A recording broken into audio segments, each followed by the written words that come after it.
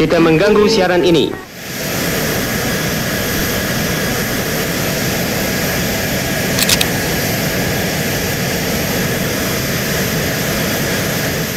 Berikut adalah detik ketika pesawat pejuang tentera udara di Raja Bahrain mengiringi pesawat Johor 1 ketika melintasi ruang udara Bahrain.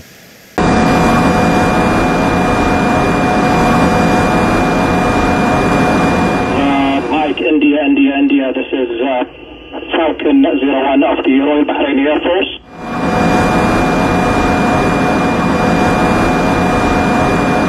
I would like to welcome His Majesty Sultan Ibrahim, King of Malaysia, to the Kingdom of Bahrain.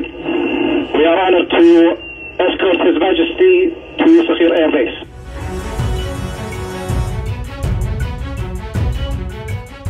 Sebanyak 4 buah pesawat F-16 Fighting Falcon milik tentera udara di Raja Bahrain terdiri dari 2 buah F-16C dan 2 buah F-16 Viper Block 70 telah melakukan flight escort mengiringi pesawat khas ke bawah Duli Yang Maha Mulia, Seri Paduka Baginda Yang di-Pertuan Agong Sultan Ibrahim, yang dalam penerbangan untuk lawatan negara ke Bahrain.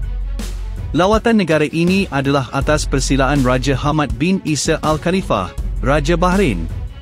Keberangkatan tiba Seri Paduka Baginda di lapangan terbang antarabangsa Bahrain telah disambut sendiri oleh Raja Hamad bersama putera Salman bin Hamad bin Isa Al Khalifah, putera mahkota, dan Perdana Menteri Bahrain, serta keluarga di Raja Bahrain.